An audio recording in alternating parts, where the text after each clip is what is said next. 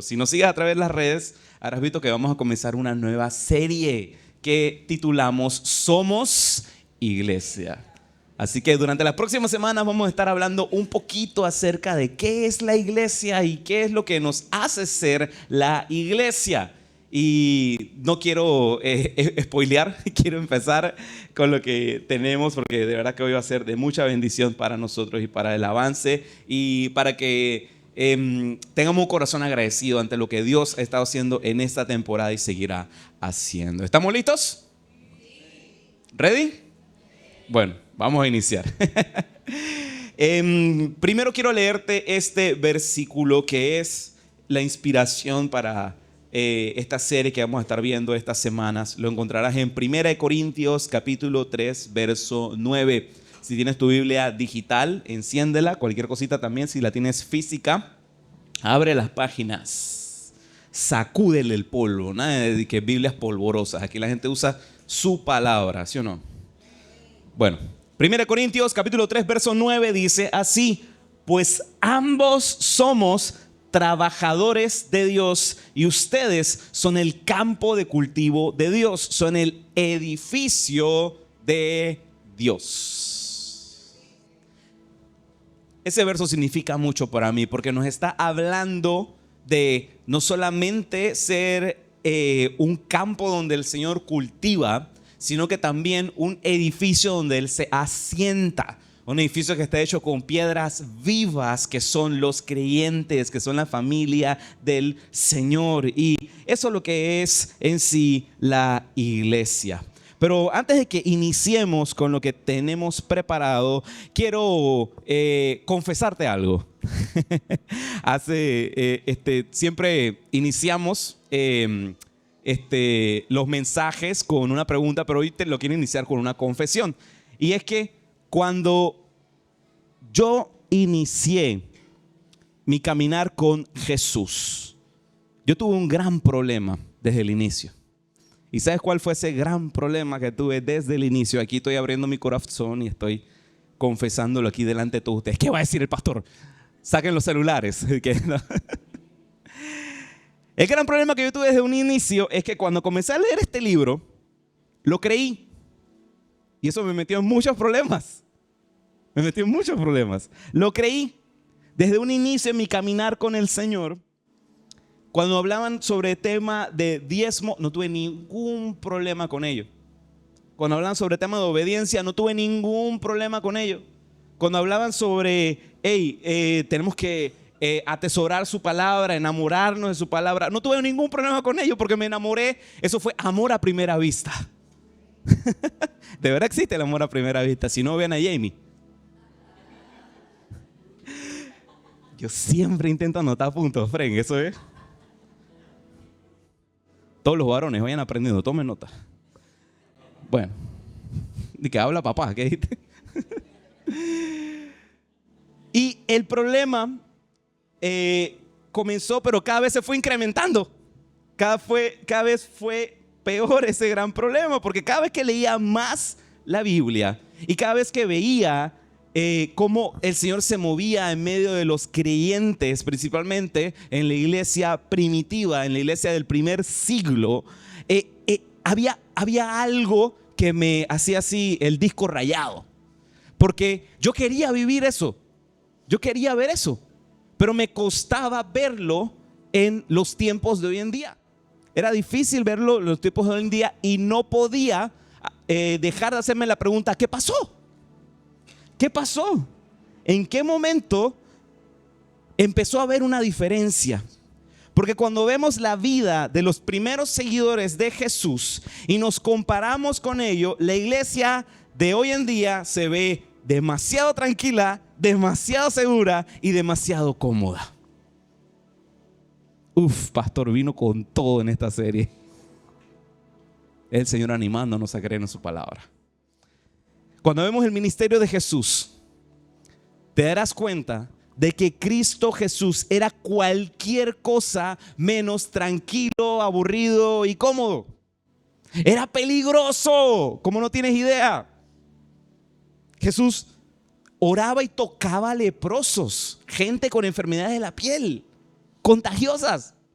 oraba y tocaba a leprosos, amaba y oraba por aquellos que lo odiaban. Era amigo de cobradores de impuestos, de gente de mal vivir, de prostitutas. Era amigo de ellos, se sentaba a comer con ellos en la mesa. Recibía a todos. No le cerraba la puerta a nadie. Incluso recibía a aquellos que los religiosos de la época rechazaban. Ese era Jesús. Siempre abrió la puerta para todo aquel que era rechazado, para todos los raritos, para todos los que nadie quería. Luego pronto, de darme cuenta de eso, me metí en un problema mayor. Y ese problema es que mi esposa y yo comenzamos a orar por esa gente. A verse, porque cada vez que sucede algo que nos supera, o que estamos así como que, qué caso más complicadito, qué caso más difícil, siempre Jamie me saca en cara: Toño, tú oraste por ellos. Tú oraste por ellos. Porque mi oración, desde que comencé a amar este libro, mi oración es: Señor, envíame, pon en mi camino a todo aquel que es rechazado, que no encuentra un lugar de descanso, aquel con el corazón quebrantado. Úsame para ser instrumento de restauración, Señor, para guiar a todos a que conozcan el Rey de Reyes y Señor de Señores, Cristo Jesús. Esa era mi oración siempre. No sabía por qué. Ojo, si me preguntan, es que, ay, pastor, es que usted siempre quiso ser pastor. No. Y Jamie menos, ahí está diciendo que si ustedes pudieran ver para atrás, se reirían. Así que me metí en un problema mayor. Porque empezamos a orar por aquellos que eran rechazados y que no encontraban un lugar. Por aquellos que no querían una iglesia. Por esa gente nosotros empezamos a orar. Por eso es que cuando terminamos la celebración y todos aquellos que nos visitan por primera vez, le damos un regalito y les decimos: por ti estábamos orando. Es literal. Porque Jamie y yo estuvimos orando por personas que ni conocíamos. Y en un año 2016 es que el Señor nos da este versículo, Mateo 5:14. Que es el versículo de nuestra casa, el versículo de Lighthouse. Ustedes son la luz del mundo, como una ciudad en lo alto de una colina que no puede esconderse. La visión de Lighthouse, y ya yo espero que se la sepan de memoria, porque es importante que se la sepan. Cuando las personas preguntan, dicen: oye, explícame cómo es tu iglesia, qué es tu iglesia. Sencillo. Un faro de luz para la ciudad. Esa es la visión de Lighthouse. Ser un faro de luz para la ciudad. Eso es lo que significa este versículo. Es lo que Dios puso en nuestro corazón respecto a lo que estamos viviendo en esta temporada. Y ojo, sin ni siquiera empezar a vivirlo. Ser la luz de Jesús para este mundo en el que vivimos. Porque somos iglesia. Somos iglesia. Vamos a hacerlo bien en modo pentecostal. Dile que tienes a tu lado: somos iglesia. Somos iglesia. Hoy quiero hablarte de 3 hechos que nos hacen ser la iglesia de Jesús, que nos hace ser luz en medio de la oscuridad, que es lo que nos hace ser un faro de luz para la ciudad. Pero antes de eso, ¿qué les parece si oramos? ¿Les parece? Vamos a orar.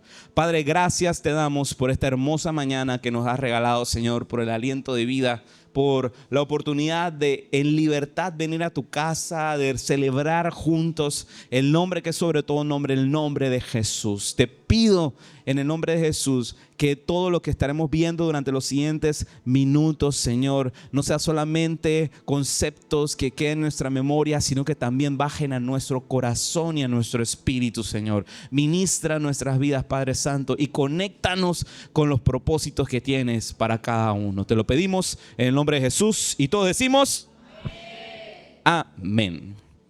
Quiero darte un poquito de contexto histórico porque vamos a estar situándonos en el libro de los Hechos, en el libro de los Hechos de los Apóstoles, hoy específicamente en el capítulo 2.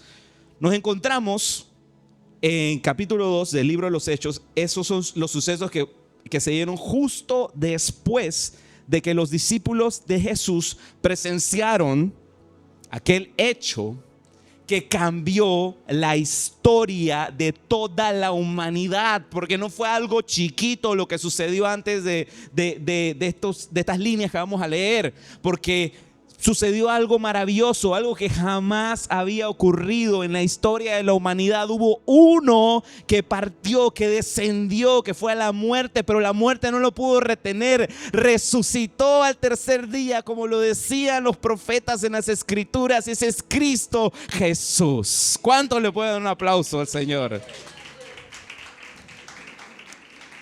Entonces, era el día de Pentecostés, ese día donde los discípulos que estaban reunidos en Jerusalén fueron llenos del poder del Espíritu Santo para dar a conocer las buenas noticias de salvación. No sé si recuerdan, pero cuando tuvimos la celebración de Pentecostés, vimos de que las vidas de estos señores cambiaron de la noche a la mañana. Fue una locura.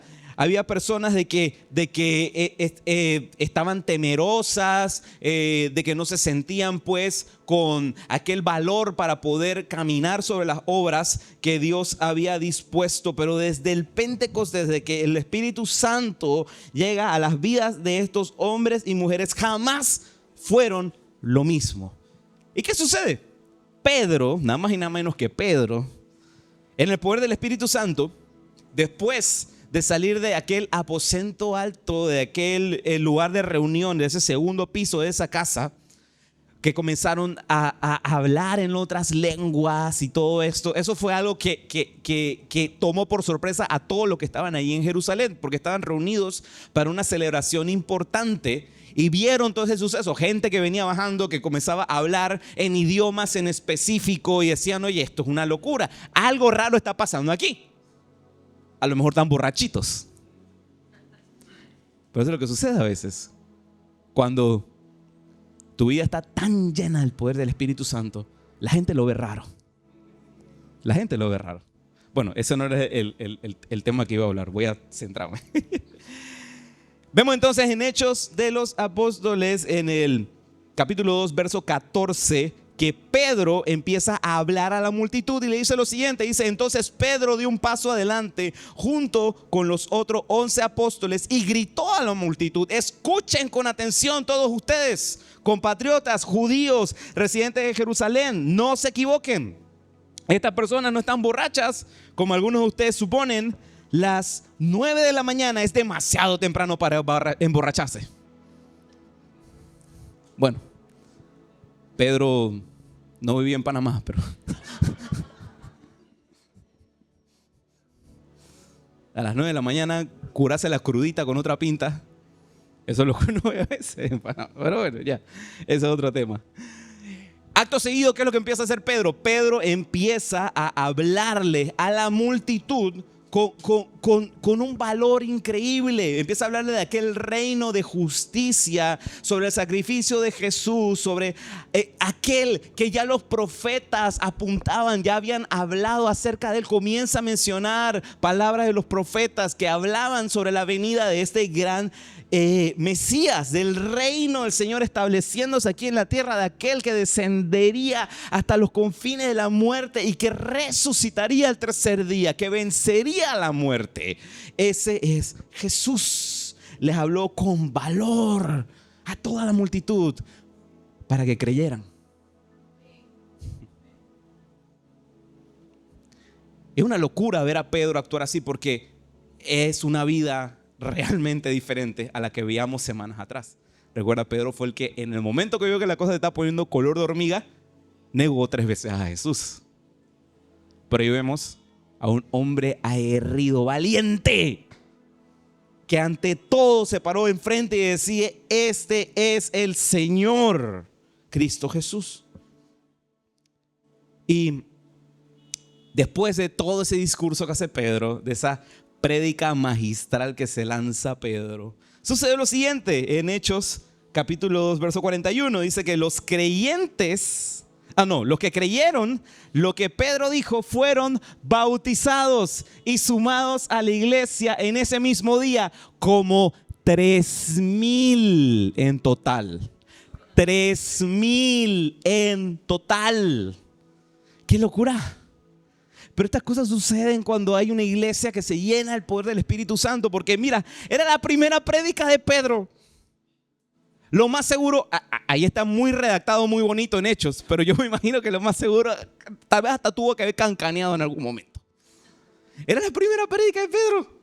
Pero aún así, ¡boom!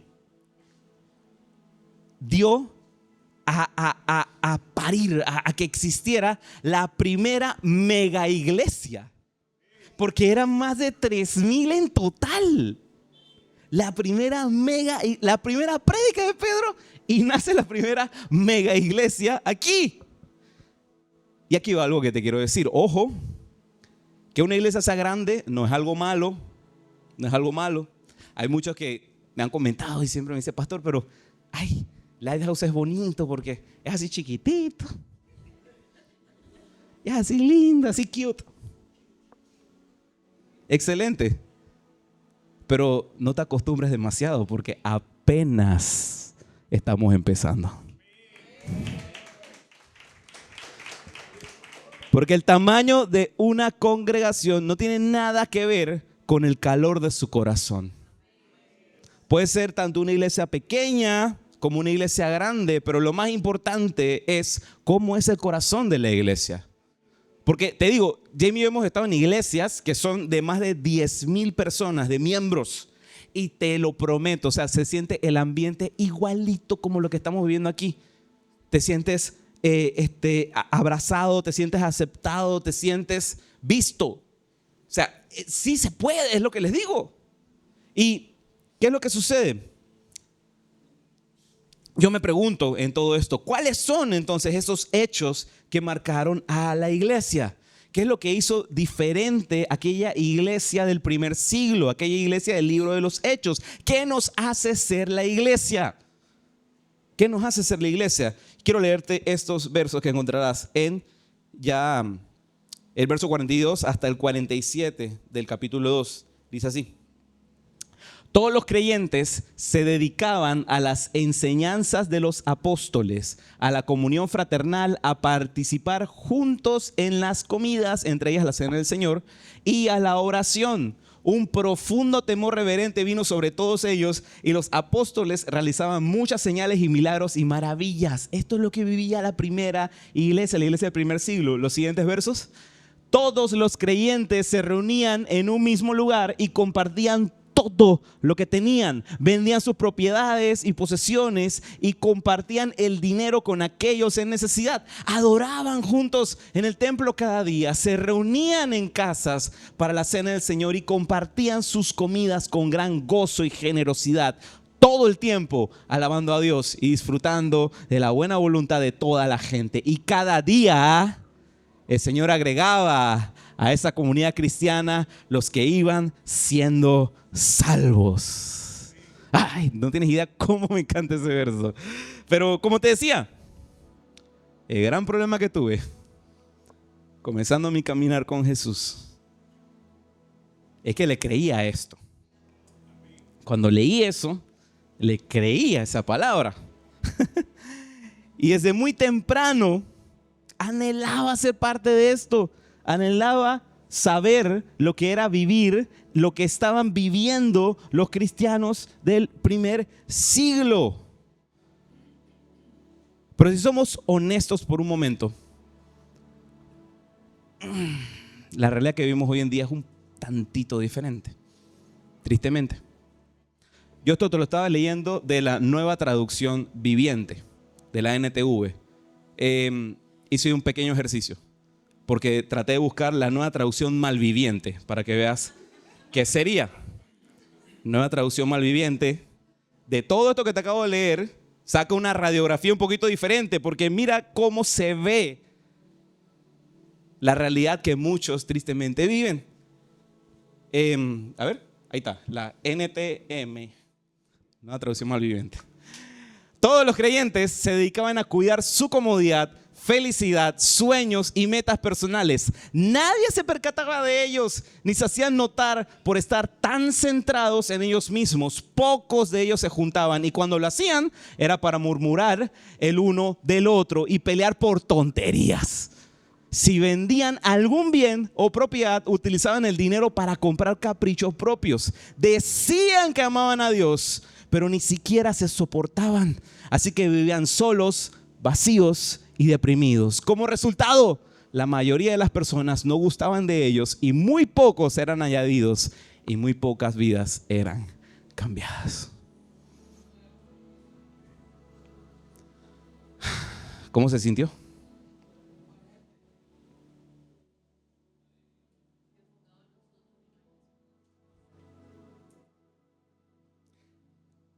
Lo que a mí más me dolió hacer ese ejercicio es que me puse a pensar, wow, qué diferente es el plan de Dios para nosotros, ¿verdad? Porque lo que leímos al principio, en la Nueva Traducción Viviente, yo no sé tú, pero yo prefiero vivir en eso y no en esto.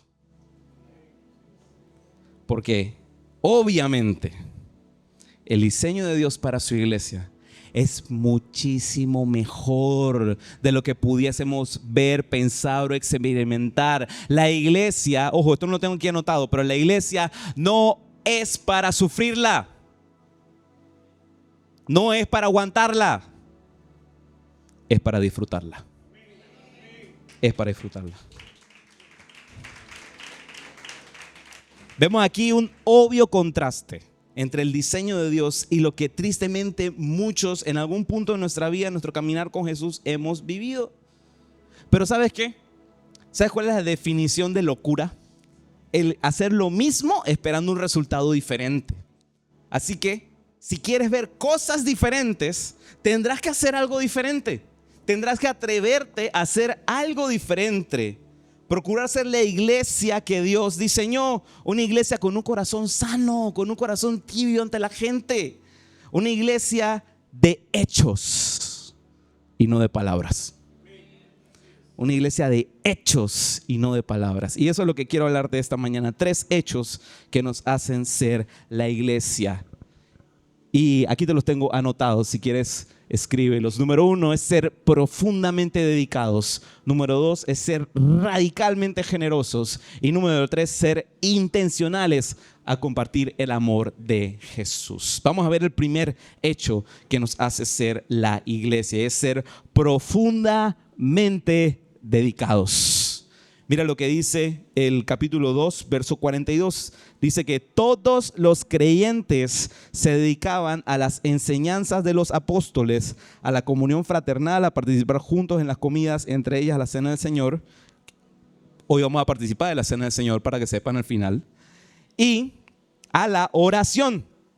¿Qué vemos? Que se dedicaban, eran dedicados. Esa palabra que ves ahí, dedicados, en el griego original es la palabra proscartereo. Proscartereo. Repítela 1000 veces, ahí tienes un buen trabalenguas. Proscartereo.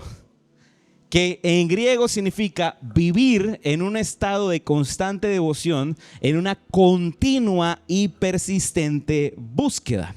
Esto es lo que hacía diferente a la iglesia de los Hechos. Era una iglesia en la que los discípulos estaban en constante búsqueda del rostro de Jesús, en constante devoción. Buscaban con dedicación el rostro de Dios.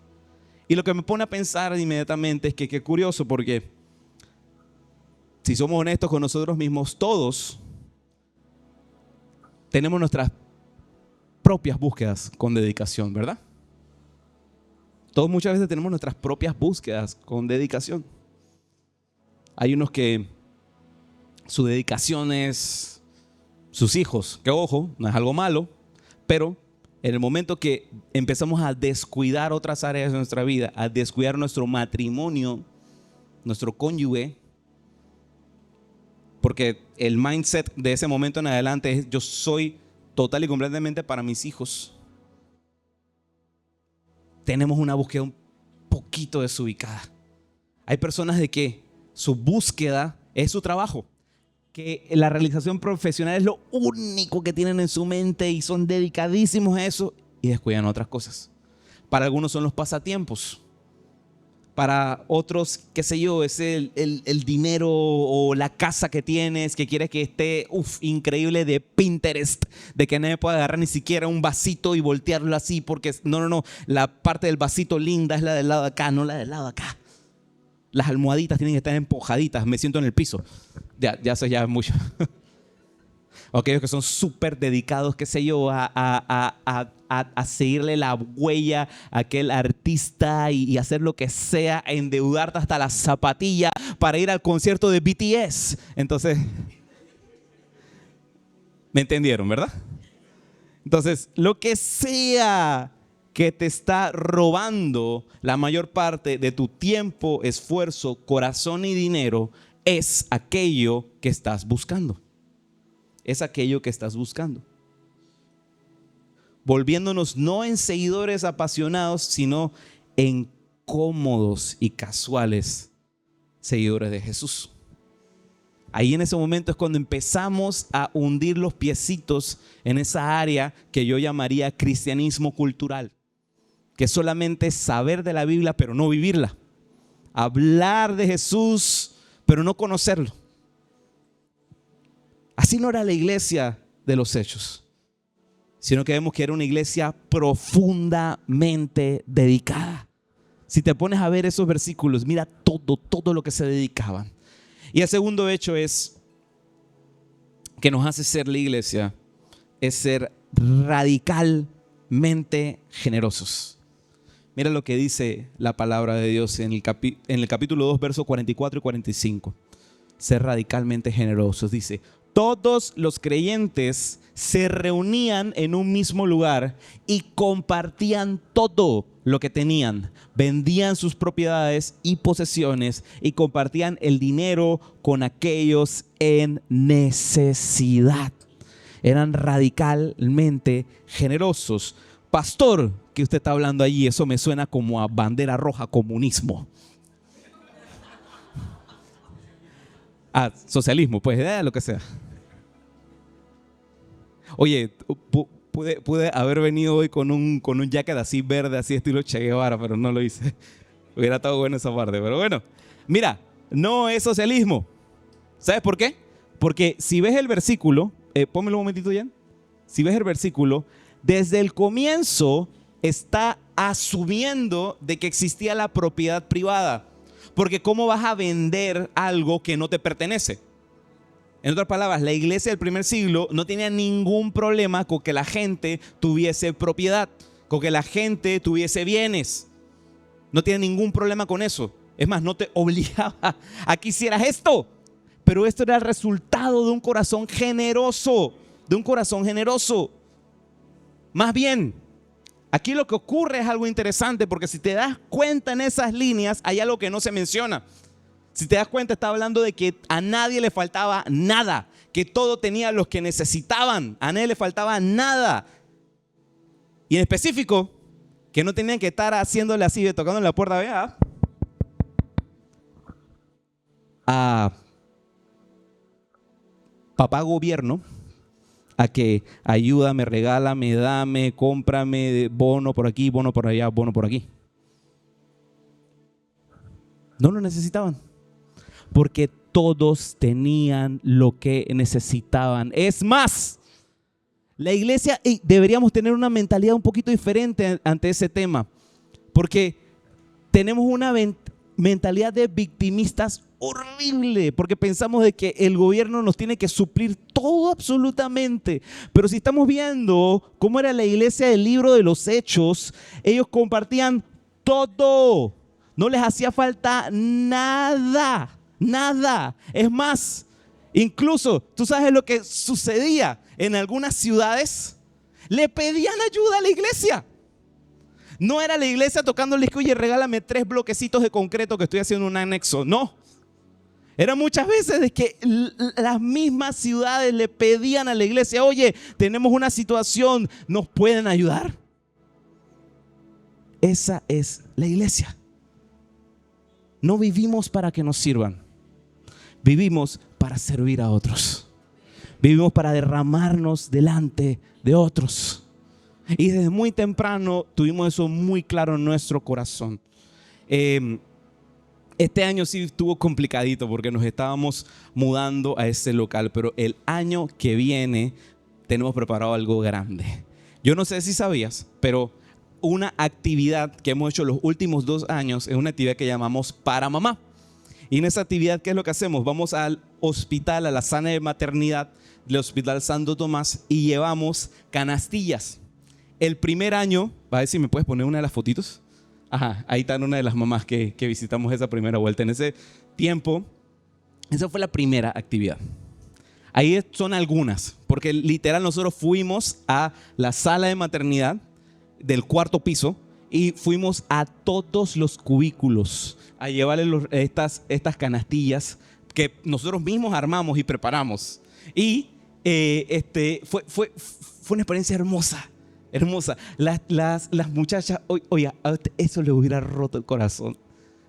Porque ahí había niñas, 12 años, recién pariditas. Y fuimos allí y ¿sabes qué? No fuimos nosotros y que pónganse ahí en filita para tomarle fotos. No.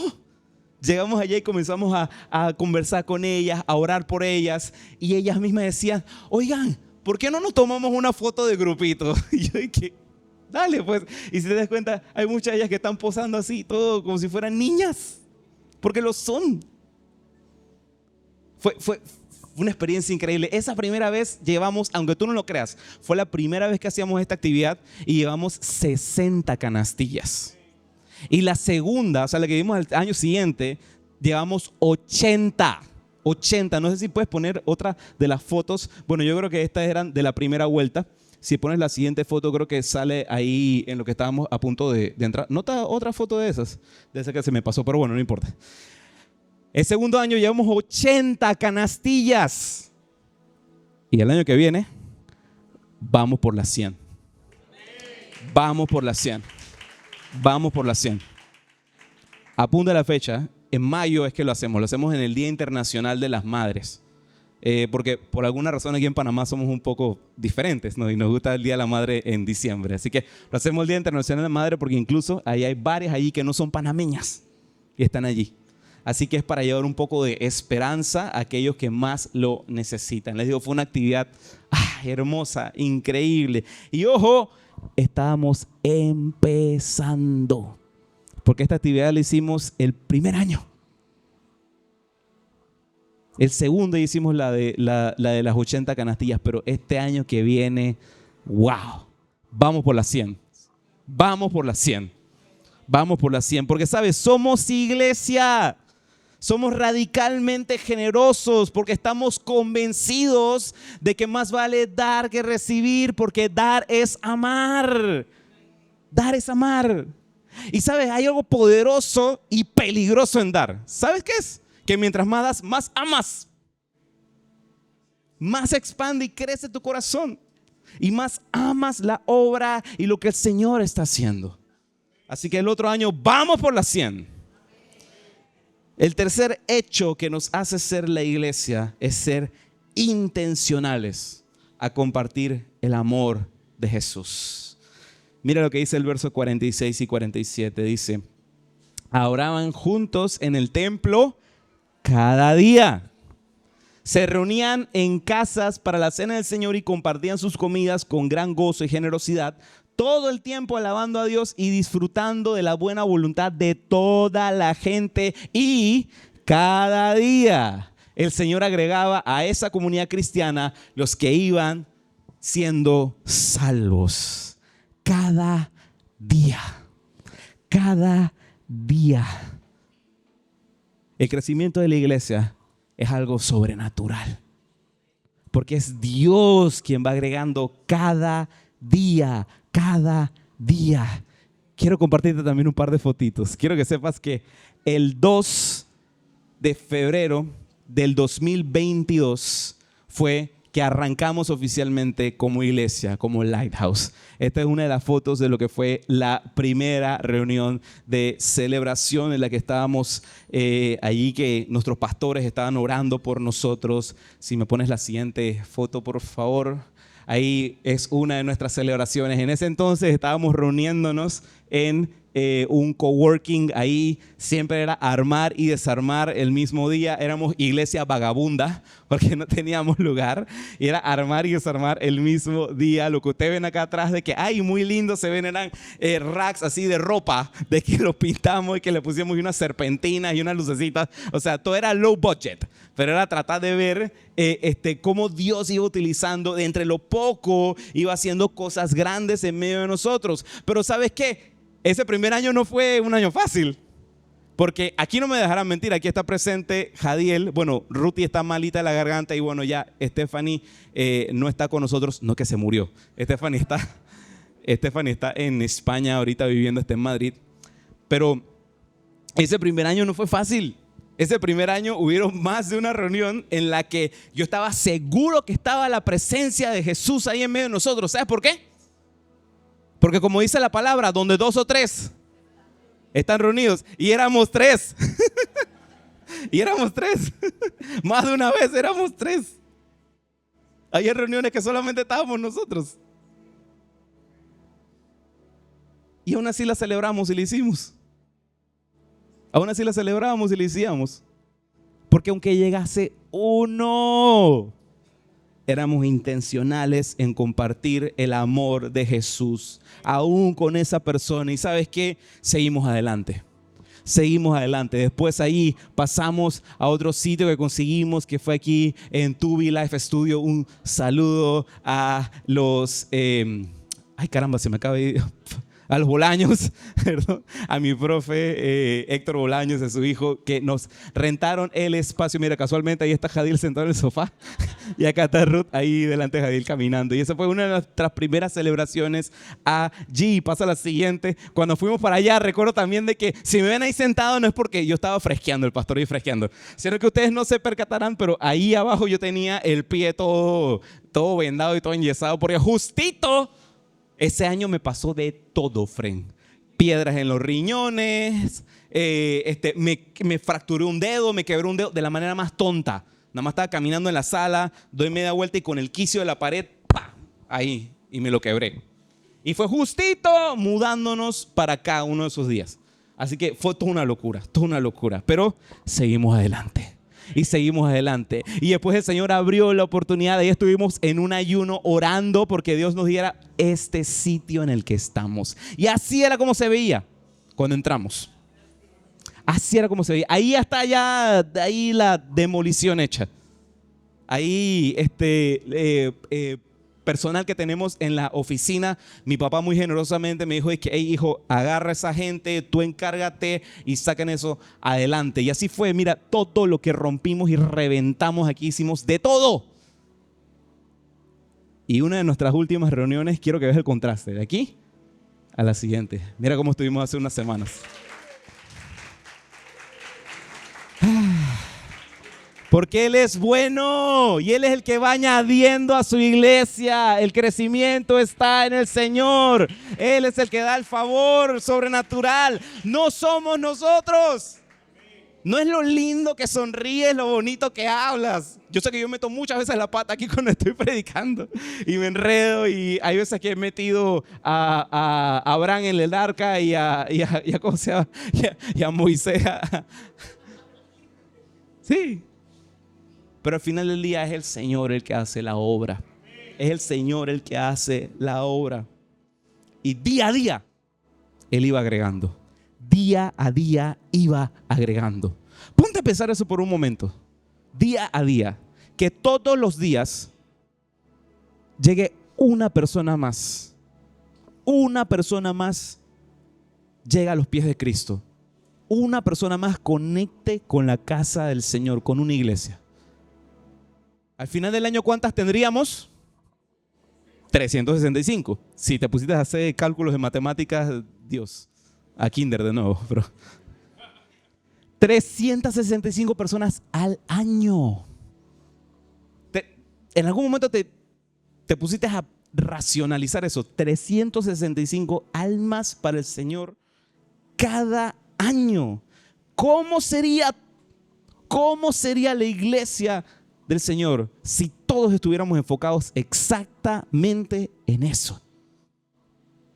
si todos tuviéramos en nuestro corazón la pasión por alcanzar a los que nadie alcanza.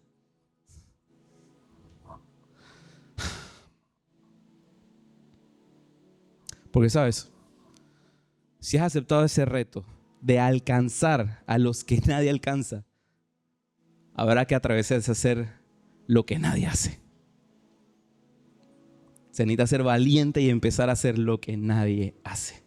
Y Dios fue bueno en gran manera durante estos últimos años, porque quiero mostrarte ahí un par de fotitos. Durante estos años el Señor nos ha permitido compartir con otros y más que nada ya darles de lleno la bienvenida a la familia de Jesucristo. En lo que va de la temporada esta de Lighthouse, de nuestros 3 años, hemos bautizado alrededor de 25 personas.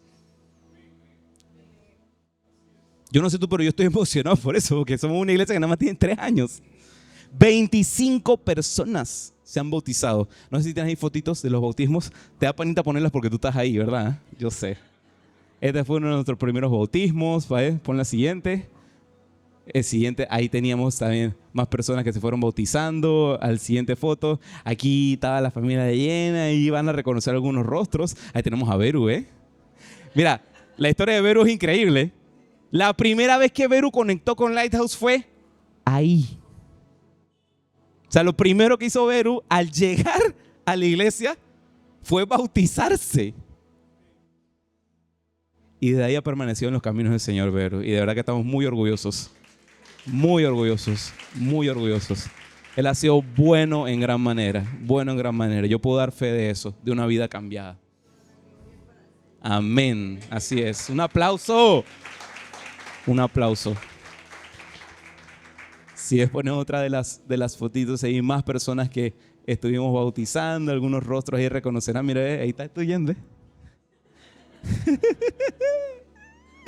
Pero de verdad que han sido años hermosos. Mira, más de 25 personas pasaron por las aguas aquí en Lighthouse. Y yo le dije a Jamie de que quería hacer un pequeño cálculo.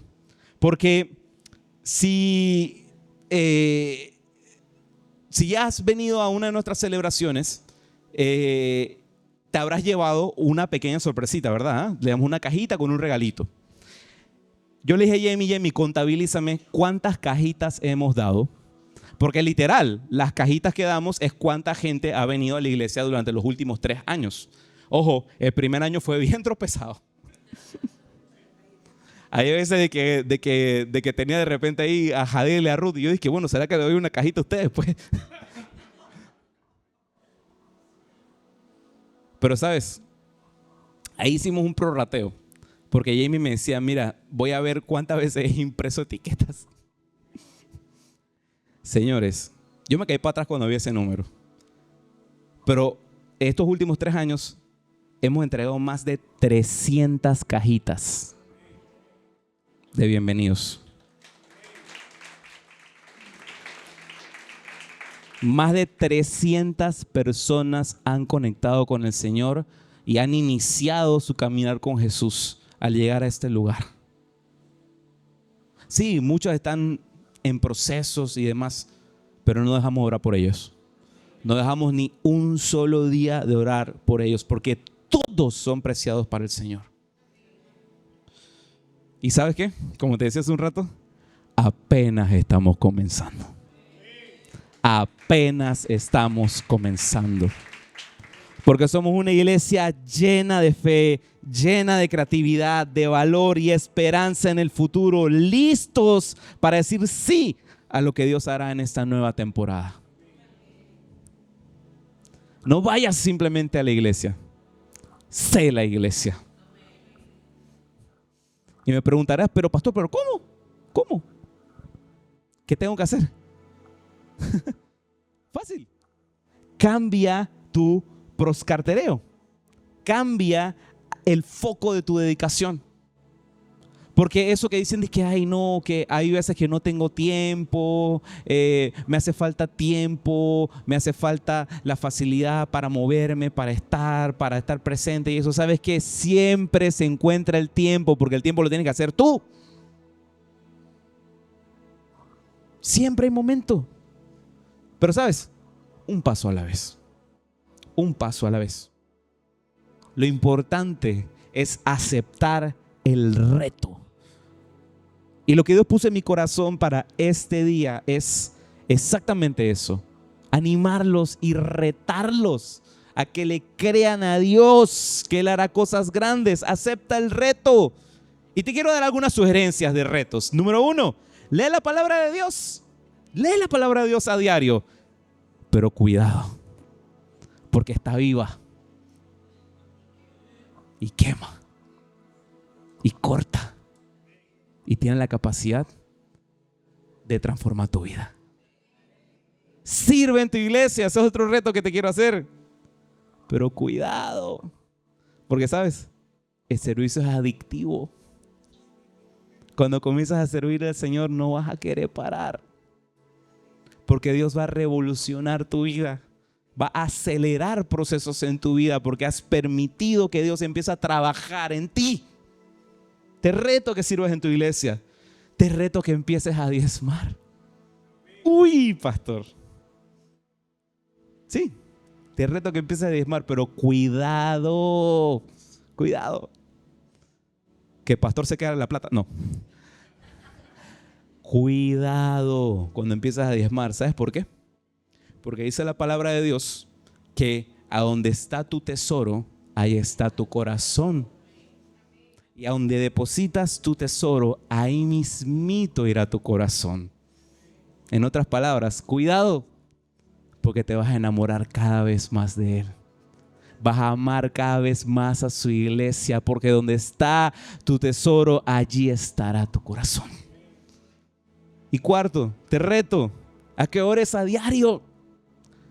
Pero cuidado, mucho cuidado, porque aquel que empieza a dedicar ese tiempo de buscar el rostro del Señor a diario va a experimentar cosas raras, va a experimentar cosas extrañas, va a empezar a vivir en milagro día tras día, día tras día, va a conocer el poder del Señor. Así que cuidado, mucho cuidado. Somos la iglesia, somos la iglesia. No vamos simplemente a la iglesia, somos la iglesia. Porque no hemos sido llamados a ser simplemente espectadores de lo que Dios está haciendo aquí en la tierra, sino a ser hacedores de la palabra de Dios. Porque la iglesia no existe para mí solamente. Nosotros existimos para ser la fe y la esperanza del mundo. Para eso existe la iglesia. La iglesia no es un sitio al que vas. La iglesia no es un simple edificio, la iglesia no es un sitio al que vamos, es una familia a la que pertenecemos. Eso es la iglesia. ¿Y qué hacemos como iglesia?